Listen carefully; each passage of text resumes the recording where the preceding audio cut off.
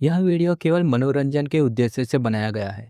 इसमें दिखाई गई घटनाएं, पात्र और कहानियां काल्पनिक है। उसका किसी भी व्यक्ति, स्थान या घटना से कोई संबंध नहीं है।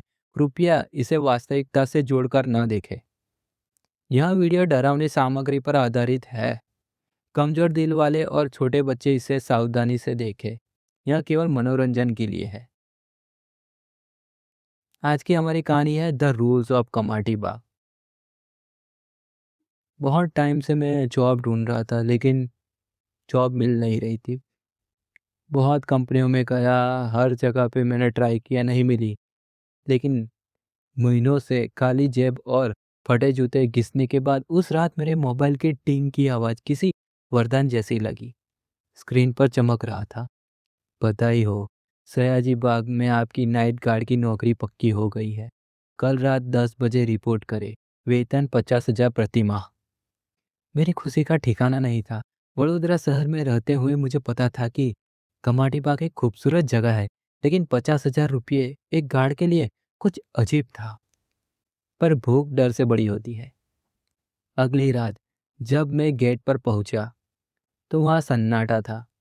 वहां एक बूढ़ा गार्ड बैठा था, जिसकी आंखें सफेद पड़ चुकी थी। उसने मुझे एक मटमैला लिफाफा थमाया और कांपती आवाज में कहा, बेटा, यहाँ सिर्फ जागना नहीं है, जिंदा भी रहना है। इस लिफाफे में मैं अपनी चौकी पर बैठा और लिफाफा खोला। अंदर एक पुराने कागज पर लाल स्याही से लिखा था, कमाटी बाग, नाइट गार्ड ड्यूटी और उनके सुरक्षा नियम। 5 सुरक्षा नियम थे। पहला नियम, रात 12 बजे टॉय ट्रेन अपने आप चलना शुरू होगी।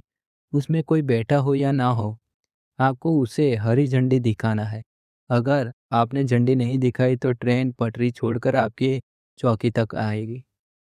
दूसरा नियम, 1:30 म्यूजियम के अंदर से किसी के नाचने और घुंघरू की आवाज आएगी। दरवाजा मत खोलना, चाहे कोई भी मदद के लिए पुकारे, वो इंसान नहीं है।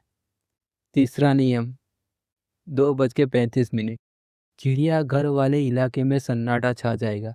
अगर आपको पिंजरे के बाहर कोई जानवर दिखे तो उससे आंखें मत मिलाना, बस धीमे से कहना, आपका समय अभी नहीं हुआ।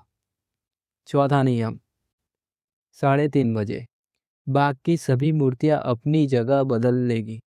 अगर आपको महसूस हो कि कोई मूर्ति आपके पीछे खड़ी है तो पीछे मुड़कर मत देखना, बस अपनी टॉर्च की लाइट 3 बार बंद और चालू करना।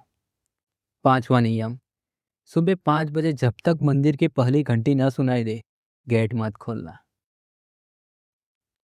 पता नहीं ये बूढ़े दादा ने क्या मुझे दे दिया है।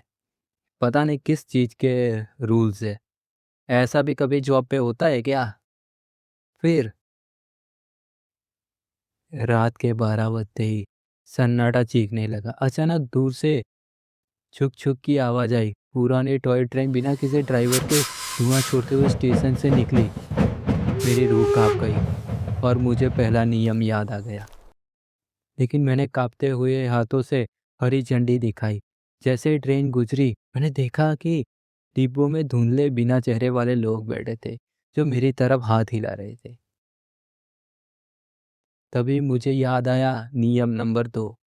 घड़ी में 1:20 हो रही थी। मैं म्यूजियम की तरफ बढ़ा। अचानक सिसकियों की आवाज आई, बचाओ, मुझे अंदर बंद कर दिया है। आवाज बिल्कुल मेरी माँ जैसी थी। मेरा हाथ म्यूजियम के कुंडे पर गया। तभी मुझे याद आया, वो इंसान नहीं है। मैंने अपने कान बंद कर लिए। अंदर से घुंघरूओं की आवाज इतनी तेज हो गई कि मेरे कान से खून निकलने लगा। रात के 3:30 हो रही थी। मैं अपने टॉर्च लेकर गश्त पर था। अचानक मुझे महसूस हुआ कि मेरे पीछे कोई है। मैंने टॉर्च की रोशनी बगल की झाड़ी पर डाली। वहाँ बुद्ध की एक पत्थर की मूर्ति थी, जो शाम को मुख्य द्वार पर थी। मेरा दिल हलक में आ गया। बुद्ध की मूर्ति की आंखें अब पत्थर की नहीं थी, वो लाल होकर मुझे घूर रही थी। फिर मुझे महसूस हुआ कि पीछे से दर्जनों पत्थरों के घिसने की आवाज आ रही है। पूरा बैंड स्टैंड की मूर्तियां मेरे चारों ओर घेरा बना रही थी।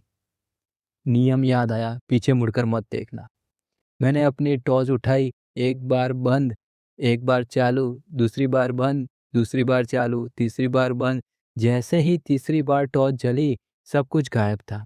मूर्तियाँ अपनी जगह पर वापस जा चुकी थी, लेकिन मेरे कंधे पर एक मिट्टी का ठंडा हाथ का निशान छपा हुआ था।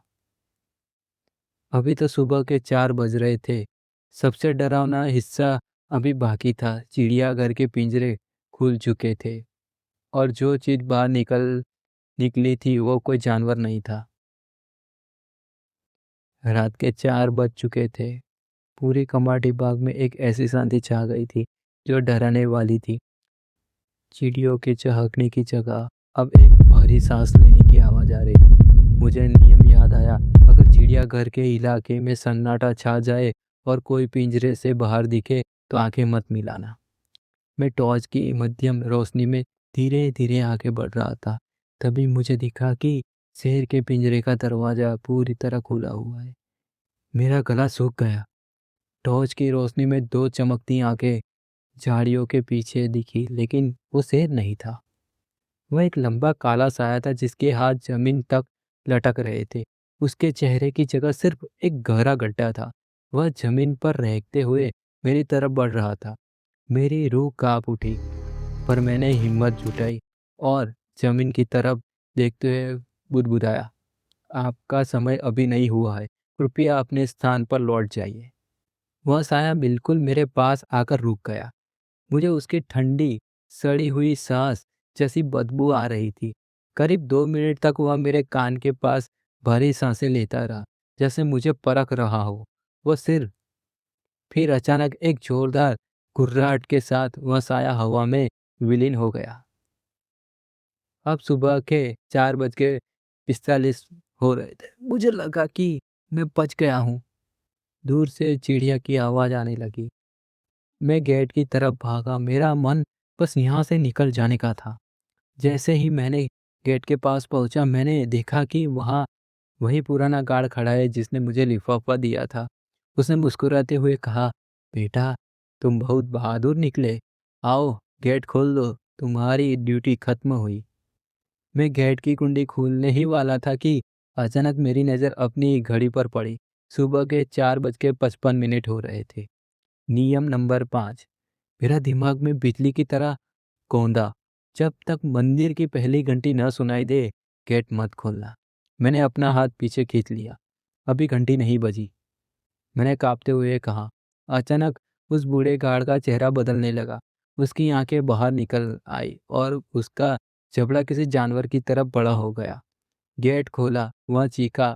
उसकी आवाज अब इंसान नहीं थी, बल्कि सैकड़ों मरते हुए लोगों की चीखों का मिश्रण थी। वह गेट को बाहर से पीटने लगा, लोहे की सलाखें मुड़ने लगी। मैं जमीन पर बैठ गया और आंखें बंद करके भगवान का नाम लेने लगा। वह शैतान गेट के बाहर तांडव कर रहा था। तभी टन टन टन टन टन टन दूर स्थित सयाजीगंज के मंदिर से सुबह की पहली आरती की घंटी गुजी। एक पल में सब कुछ शांत हो गया। जब मैंने आंखें खोली तो वहां न कोई बूढ़ा गार्ड था, न कोई निशान। सूरज की पहली किरण ने बाग के पेड़ों को छुआ। रात भर की वो भयानक आवाजें अब कोयल की कूक में बदल चुकी थी। मैं लड़खड़ाते हुए अपनी चौकी पर पहुंचा। वहां मेज पर एक नया लिफाफा रखा था। उसमें 50,000 नकद थे और एक छोटा सा नोट। अगली रात फिर से इंतजार रहेगा। अब तुम इस बाग का हिस्सा बन चुके हो। अगर कल नहीं आए तो नियम याद रखना, वे तुम्हें ढूंढ लेंगे।